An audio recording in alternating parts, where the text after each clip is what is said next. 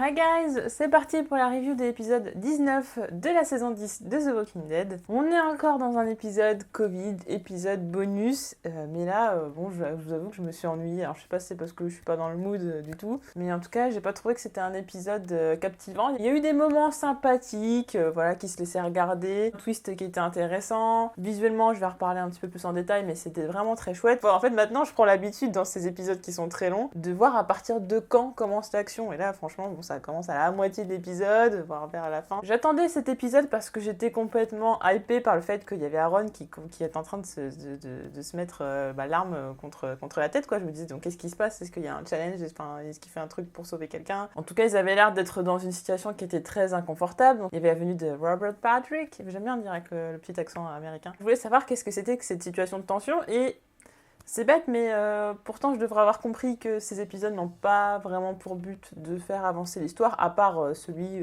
qui sera avec Princess, etc., etc. Mais techniquement, oui, c'est vrai, on a fait revenir Maggie, du coup, on avance un petit peu, parce que justement, on tease le truc avec Negan, mais en même temps, on aurait très bien pu le faire dans la saison 11. Après, bon, il y a ce petit truc entre Daryl et Carol. Encore une fois, on aurait pu le faire dans la saison 11, donc ouais, c'est des épisodes totalement dispensables. Sympathiques, enfin, moi, je vais pas cracher dessus dans le sens où c'est cool de les avoir. Non pas qu'il fallait pas les faire ou quoi que ce soit, c'est cool de les avoir, mais voilà, il n'y a rien de mémorable, il n'y a rien qui va me rester en tête. Là, voilà, épisode sympa, mais franchement, pour la plupart du temps, je me suis ennuyée. Il n'y a qu'à la fin, effectivement, il se passe un petit peu de trucs, mais voilà, sinon, c'était... Je vous dérange ou c'est comment, en fait? Ils sont en train de faire leur petit poker, boire un coup. Bon, ça, c'est sympa, mais c'est sympa dans un épisode où il se passe plein de trucs et tout, et là, bon...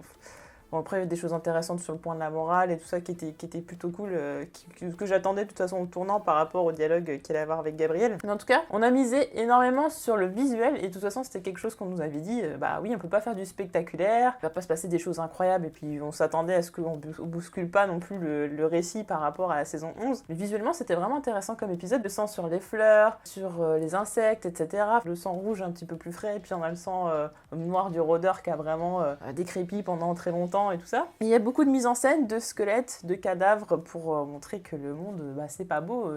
Maintenant, il s'est passé tout un tas de choses terribles. Ce que j'ai trouvé intéressant, c'est le fait qu'on se dise, à côté de toute l'histoire de The Walking Dead, de tous ces personnages, même des spin-offs, etc., il y a des histoires, entre guillemets, qu'on ne saura jamais, c'est-à-dire, il y a quand même une grande partie de l'humanité qui a disparu. Quelles ont été leurs histoires à chacun? Comment ils sont arrivés à mourir? Est-ce qu'ils étaient seuls? Est-ce qu'ils étaient à plusieurs? Est-ce qu'il y en a qui sont suicidés de désespoir? Il y a toute cette notion-là qui est là, et justement tous ces gens qui avaient de l'espoir jusqu'au dernier moment où finalement ils ont fini par mourir, notamment les personnes qui sont réfugiées sur le toit alors que en dessous il y a des rôdeurs, donc des personnes qui sont certainement mortes de faim ou je ne sais quoi, mais en tout cas qui sont mortes tous ensemble. La famille qui était dans une maison qui était complètement brûlée, qui sont mis le feu puis ils se sont suicidés, je sais pas, c'est pas une façon de mourir terriblement sympathique. On pourrait se dire qu'on pourrait quasiment s'intéresser à chaque histoire de chaque personne qui est morte en fait, de revenir dans le passé, etc. Et donc ça c'est quelque chose qui peut être éventuellement possible dans Tales of the Walking Dead. Donc, du coup on était dans la mise en scène de cadavres, de squelettes, on a même un squelette de cheval, comme si vraiment tout ça s'était passé il y a tellement d'années que c'est limite de l'archéologie parce que on est en train de voir les restes d'une civilisation qui est complètement morte et il reste ces personnes-là qui doivent prendre compte de tout ça et faire les bons choix pour la suite parce que justement c'est eux qui vont être responsables un petit peu de la suite des événements et de rebâtir une civilisation. Est-ce qu'elle sera pareille ou non? Ça c'est encore quelque chose dont il est question dans l'épisode, mais en tout cas sur certaines choses c'était quand même intéressant. On avait notre quota de gore parce qu'il le fallait, moi j'apprécie toujours énormément le coup du rôdeur comme ça qui est collé sur le poteau, et puis en plus on a vraiment un gros plan, donc on voit vraiment tout en détail, et ça on se dit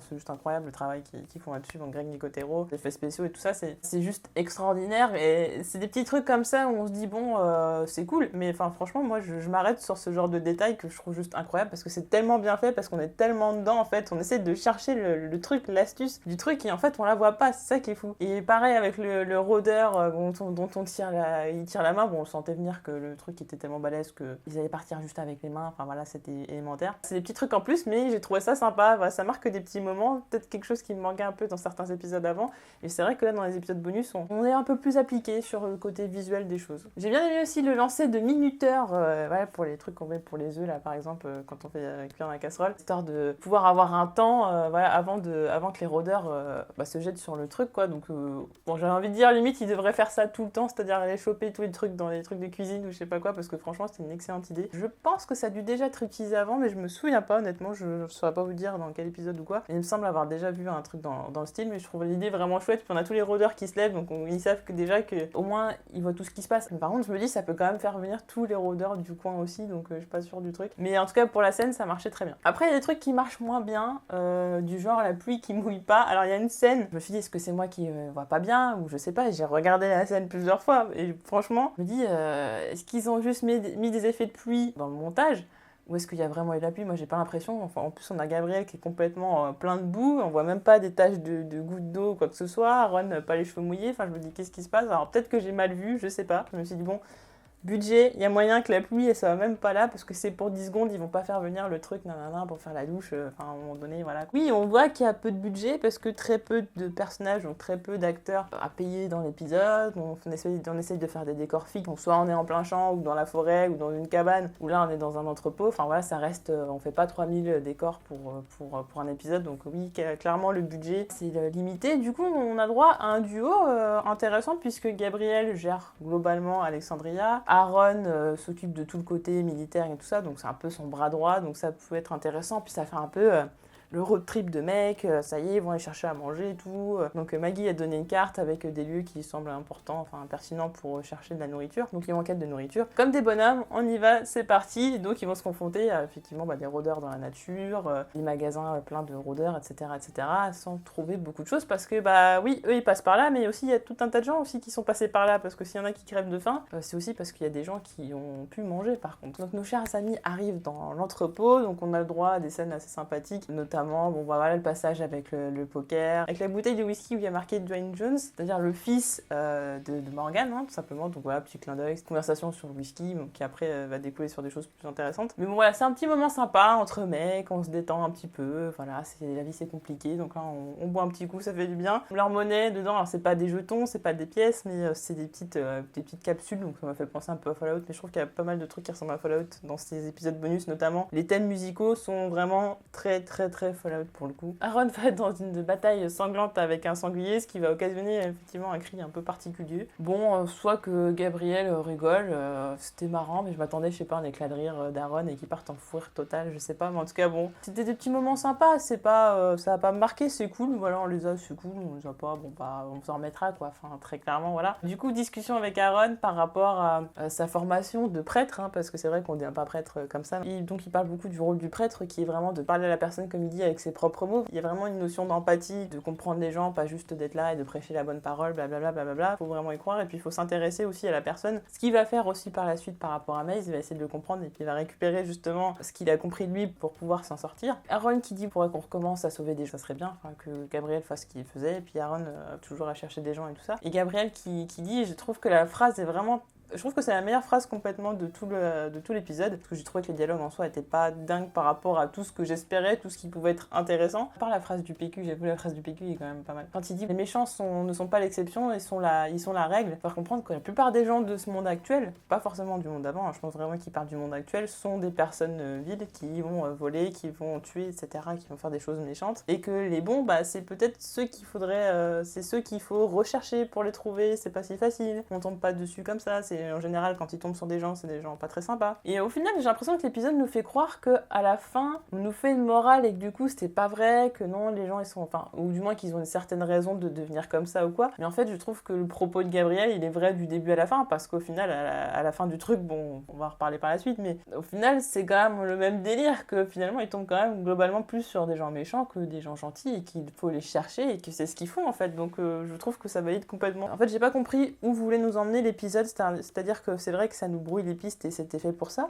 mais au final du truc, je sais pas quoi retenir. Au final, on valide les trucs d'un peu tout le monde, c'est un peu particulier. Donc on a Maze qui arrive, donc forcément il est pas gentil, bon déjà quand on voit arriver, bon déjà il a pas une tête de mec, tu vas pas aller boire des bières avec, ça c'est clair. Bah forcément on se dit le mec il va avoir encore des délires chelous. Le truc de la roulette russe, pour moi tu peux pas louper cette scène, c'est vraiment là où il est censé avoir énormément de tension. Il y en avait, mais je peux pas y croire dans la mesure où je sais que les deux vont s'en sortir. Je veux dire, j'ai jamais cru à aucun moment qu'il y en avait un des deux qui allait mourir. Alors peut-être dans le trailer, oui, je me suis dit peut-être Aaron, mais bon, encore, j'y croyais moyen. Là, dans l'épisode, à aucun moment je me dis, il y en a un, il va se prendre une balle. En plus, ils font tout un discours et tout ça pour qu'il revienne à la raison et tout ça. Et je me dis non, au dernier moment, il va dire non, je vous libère ou je sais pas quoi. Mais voilà, j'y crois pas. Donc du coup, la tension en elle-même, déjà, elle est pas dingue. Et en plus, j'y crois pas. Donc pour moi, il n'y a aucun suspense. De toute façon, il va se passer quelque chose qui va faire qui va résoudre le problème, en fait, tout simplement. Donc en soi, l'idée était bonne, mais peut-être que c'était pas avec les bons personnages. Alors par contre, Ross Marquand dans cet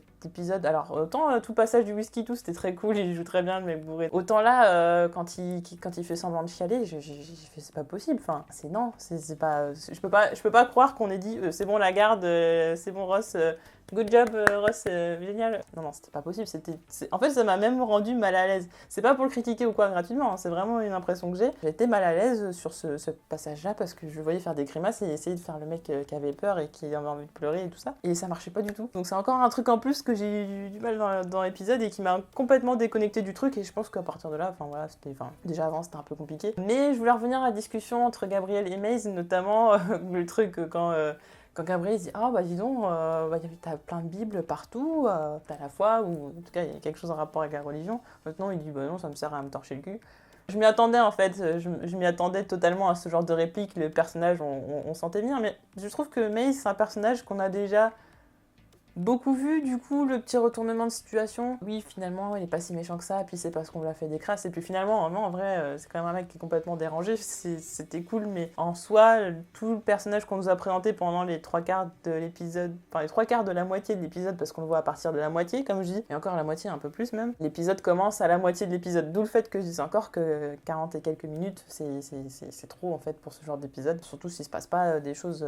incroyables. La notion de bien, forcément, c'est quelque chose qui est incrémenté dans la religion. Et puis Mace qui dit bah non, regarde, mon frère, il a essayé de me buter, puis il a voulu voler ma bouffe, alors que bon, j'ai sauvé la vie de lui et de la famille plusieurs fois et tout ça, donc tous les gens sont des enfoirés, toi aussi, donc il veut prouver son truc à travers ce petit jeu. On a compris très rapidement, on a compris aussi que Gabriel et Aaron allaient montrer que non, c'était pas des méchants. Mais en soi, c'était pas le fond du truc en fait, c'est là où effectivement je me suis ennuyée parce que je me suis dit bon, c'est bien les petits trucs bisounours, tout le monde il est gentil, tout le monde il est pas gentil, on sait pas trop, mais en fait les gens c'est nuancé, enfin bon ça on l'a compris 50 fois, donc j'ai l'impression de revenir dans des trucs qu'on avait déjà vus. Le seul truc intéressant, ça se passe dans les dernières minutes de l'épisode, c'est oui, Gabriel qui, quand Mace montre que finalement il peut peut-être s'intégrer dans une communauté, tout ça, parce qu'il y a quand même Gabriel qui dit oui tu peux rejoindre notre communauté, et moi je me dis ah cool, un nouveau personnage qui va rentrer dans la communauté, il est un peu particulier, comment il va s'intégrer. J'étais déjà en train de me projeter dans le fait qu'ils allaient le garder, mais en même temps je me suis dit c'est un acteur relativement quand même connu, qui peut potentiellement coûter un petit peu d'oseille, et je me suis dit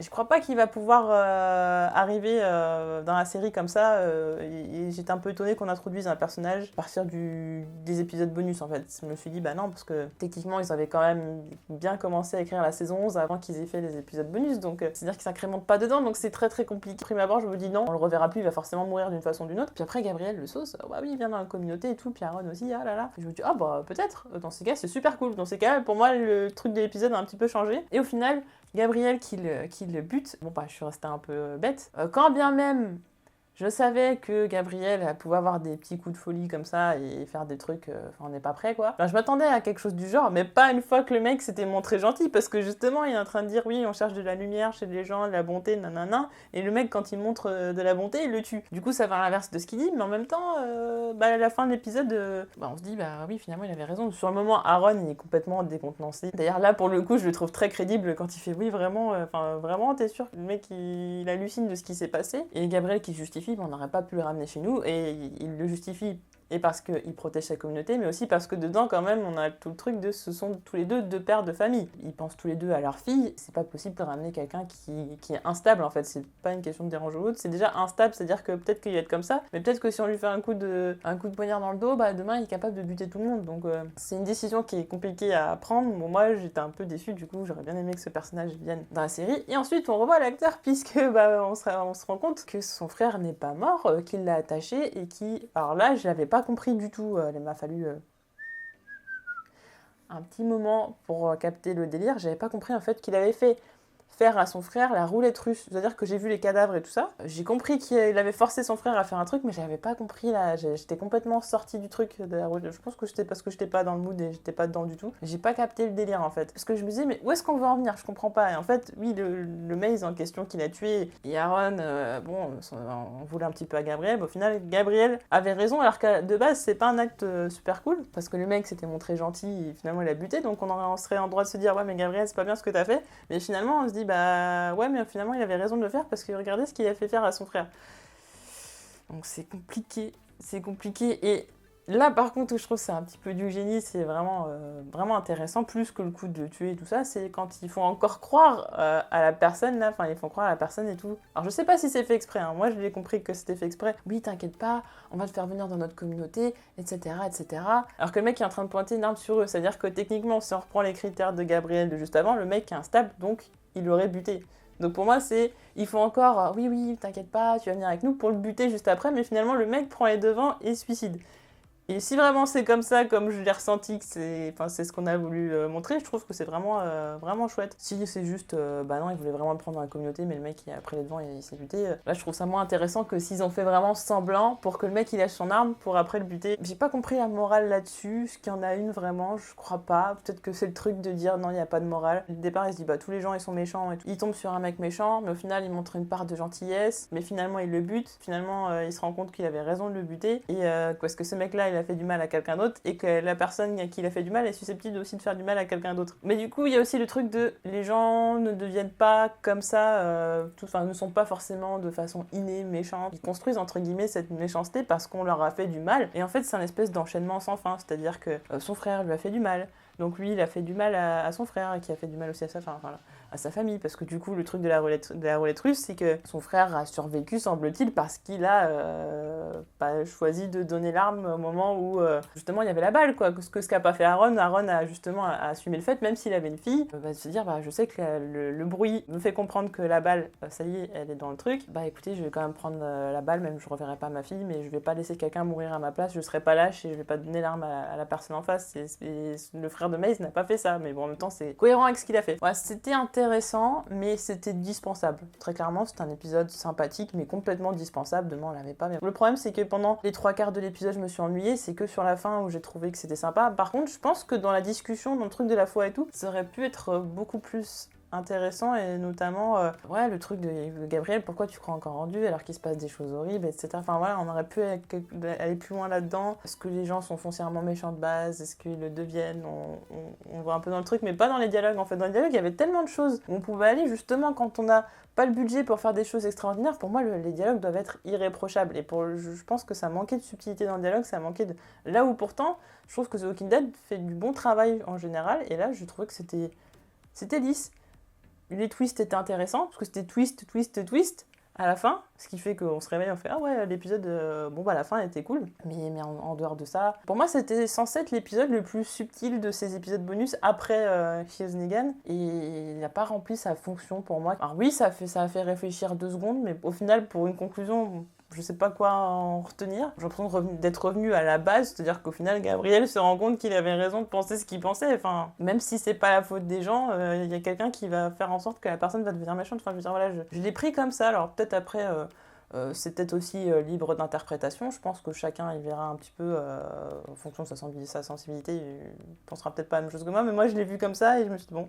Moi du coup j'étais complètement à côté, quoi. Je me suis dit je suis pas avec vous dans cet épisode là, je vois pas où on va. Gabriel qui était face à ces contradictions, qui normalement est censé dans la foi, etc., croire en l'humain et tout ça, et qui au final est vachement cynique et sur l'âme humaine, et qui se dit que finalement tout le monde est devenu des enfoirés, très clairement.